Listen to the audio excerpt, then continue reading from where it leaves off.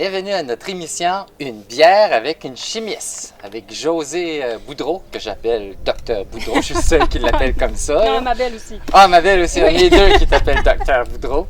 Là, aujourd'hui, on essaie d'encourager les microbrasseries du Nouveau-Brunswick. Fait que là, on a des bières qu'on met dans nos cruchons, nos growlers.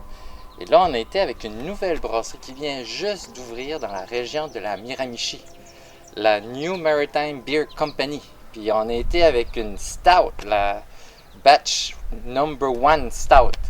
Et puis j'ai vraiment hâte de voir ça. J'aime les stouts. Moi aussi. On va l'ouvrir sans plus tarder pour voir qu'est-ce que ça a l'air. Les stouts, normalement, là, sont très foncés. Puis celui-là, presque, c'est noir. Hein? Oui. Puis la couleur, là, ça dépend du type de grain que tu places dedans. Ah, il y a toute une chimie là-dedans. Oh oui, ça, j'ai hâte qu'on en parle. Oui. On goûte avant? Voyons, on goûte avant. Et là, voilà, la mousse est belle, elle tient bien. Oui. C'est bien Elle a l'air carbonisé. fraîche. Elle a l'air très fraîche. Petite note comme prune, date, J'en ai sur le bout du nez. figue, quasiment. Avec des... Pruneau, là. Oui, petits pruneaux. Belle torréfaction, café quasiment. Oui. Ah Un oui. café pas trop foncé, un café léger. Ça sent bon. Chocolat noir. Je vois pas beaucoup de levure. Non. Ça, on goûte? Oui.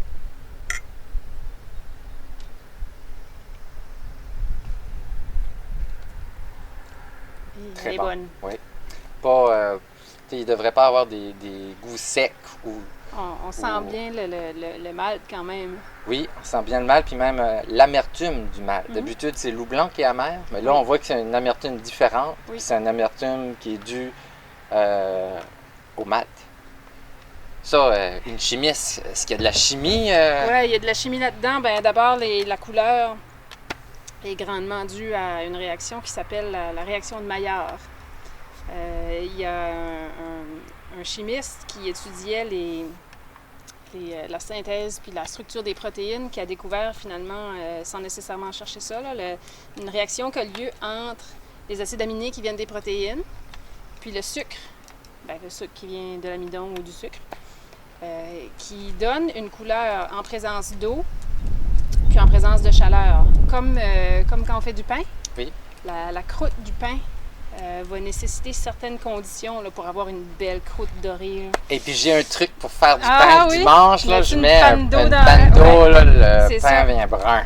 Puis c'est drôle parce que cette réaction-là, ça prend de l'eau pour qu'elle se produise, mais s'il y a trop d'eau, ça va inhiber la réaction.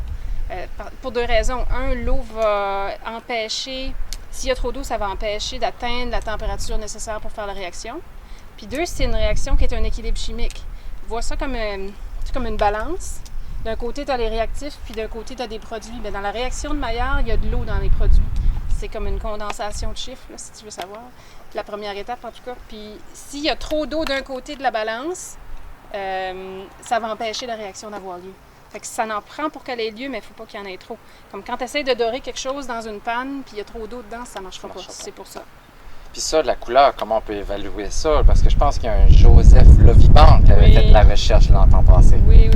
Bien, en fait, il y a longtemps, puis même encore, c'est utilisé. Là. Il y a une échelle qui existe, c'est l'échelle Lovibon, qui va donner, en fait, par comparaison visuelle, anciennement c'était avec des disques de verre, là, qui va donner la couleur de la bière selon le degré d'avancement de la réaction de Maillard.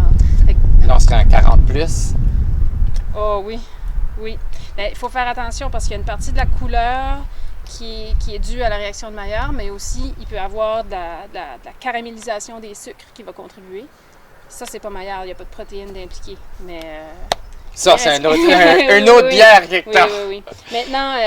Maintenant, pour vraiment le mesurer, on n'utilise plus nécessairement juste l'échelle Lovibon, mais il y a une corrélation qui peut être faite avec des mesures par spectrophotométrie. Comme la bière, là, on voit, quand la lumière éclaire une bière, on voit le jaune brun, mais la lumière qui est absorbée par la bière, c'est dans le bleu. Ça fait qu'on mesure à peu près vers 430 nanomètres l'absorbance de la bière, puis ça va nous donner une échelle qui est un petit peu plus précise scientifiquement que l'échelle de Vibon, quoique il y a une très bonne corrélation entre les deux. Wow! Wow! On regoute ça? Goûtons ça encore, parce qu'elle est vraiment bonne. Oui, elle est vraiment bonne. Hey, merci pour cette information-là. Merci pour la bière. Docteur Boudreau.